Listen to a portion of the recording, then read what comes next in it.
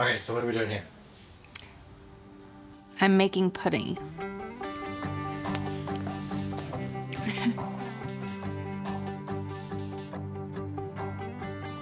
There's this nudge that I'm aware of that happens now because I've been doing this for so long. And when I feel the nudge, I just follow it, and ended up making an appointment to sit down with Chris and was able to basically brain vomit everything that I was thinking about doing. My ultimate goal and the vision that they're showing me is that I literally just basically have to have almost like a reality show. The opportunity will serve itself. It's about creating an organized pattern to get this done. Yeah. And that's really it.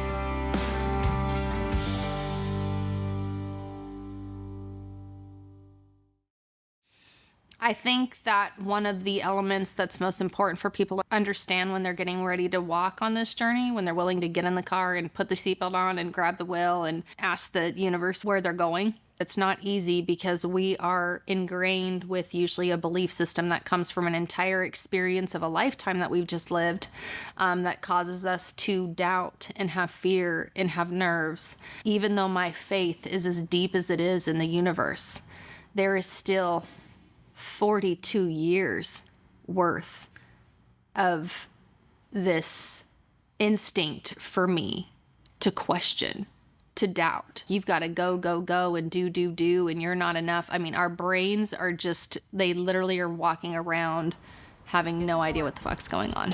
I wore my glasses for you. I was preparing for the podcast and I needed my emotional support cups. So we're here, all of us, all 7. Welcome. Thanks. I wore my glasses so that we could be Oh my God, twins. we're going to be so smart. People are going to be like, listen to them. They know what the fuck they're talking about, obviously. Let's go to the studio around here, or through the plant if you want. Through the plant. Whatever's easier. Okay, Oh, so is this us right here? sort of. I like it. This is the start of something. Okay. And this is a beautiful way to look at it. I always say, are you perceiving the situation through light, which is truth, which is real? Or are you perceiving this situation through darkness? Because, going back to, a lot of the different belief systems that I kind of resonate with, one of them is that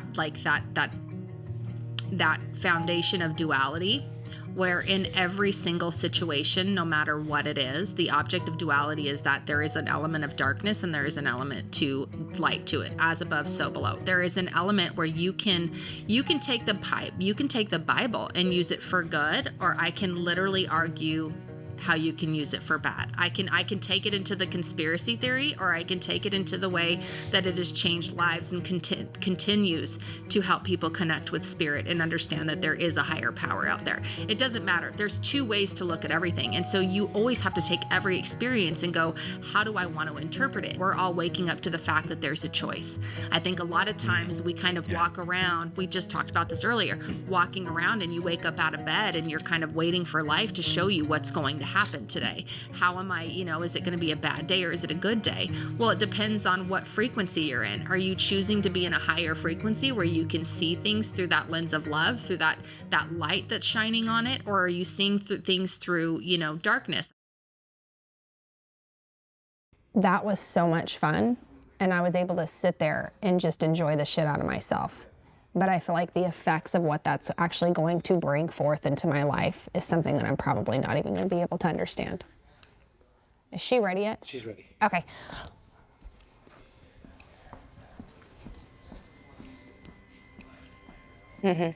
So do you have a book, or I can see you writing a book? I actually do have a book. One of the most interesting things about all of this is that right after that surgery that I had, when I started seeing everything different, I, for whatever reason, had picked up journaling again. And after the first few weeks of journaling, I don't know, it just kind of dawned on me that I was going through this awakening process and I wanted to document it.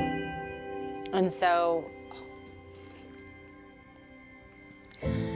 I started basically just being completely unfiltered, everything that I was processing, because really what was coming up was these huge moments of awareness that I was the problem and having to perceptionally look at a situation that was reoccurring from a state of pain that I was in, which I started realizing these moments where I didn't feel happy, or these moments that were stressing me out or were causing me worry, all of these significant negative emotions or feelings were actually the kind of alarm systems that hey, something's being perceived wrong, something, you're walking in a wrong direction, something's wrong. Those should be your awareness, your warning signs. And then the other thing is as I was doing it, I realized, oh, this would be a really cool, book. And so I called it The Road to Peace. And then that whole year, I made sure that if there were specific moments in my journal entries that were a significant point for me, that I would post something and then I would hashtag it. And then that way, when somebody's reading the book in the future, they can actually go to that date on, my social media page and actually kind of in real time be experiencing it through that picture of what I'm posting and what I captioned in the picture. Yeah. For me, this wasn't even an idea, but now it's probably one of the most exciting ideas that I've ever had, because it's really going to be able to show people in real time how the universe works, how you can co-collaborate with the universe, because I'm going from a place of literally a clean slate to creating something that I'm hoping people are actually able to see in real time how it works. This is just an idea. This is just something that I thought would be neat to document, because to me, on a daily basis, I'm blown away by how the universe shows up for me. I talk to people all the time that, if something happens, it's happening for you. But because of free will, you have that choice. You have that choice of taking of what is happening in front of you right now, and then you get to decide how you're going to filter that. Are you going to filter that through light, or are you going to filter that through darkness? Because depending on how you filter it depends on what's going to happen next. The universe will always co-create with you the algorithm that you're coming up with in your field, which is based off of your thoughts and your words and your energy. So when you're present enough to be aware of what decision you're making, your kind of ability to create the best life possible is right in front of you.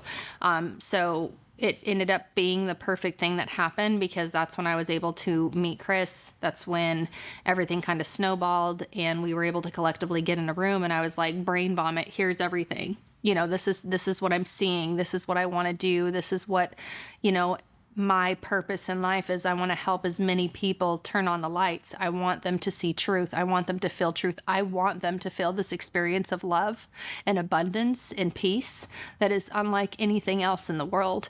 And everybody's allowed to feel that. And for me, this happening the way that it's happening is going to be more potent than anything else, because I'm going to be able to prove to people that it's possible. That is the whole point. This is the proof in the pudding. I am literally nothing. And you're going to watch the universe make magic as it does and be the most incredible experience, because when I tell you that if you allow yourself to get in the car with the universe, it will take you on a ride that you can't even conceive of. And so I'm excited to share this, because my belief in it is so strong.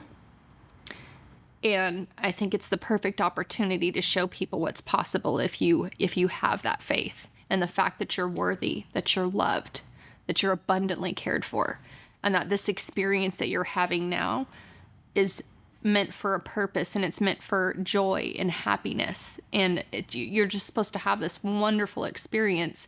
And my goal is to try to help as many people find that. My name's Cindy, and this is A Thing Called Life.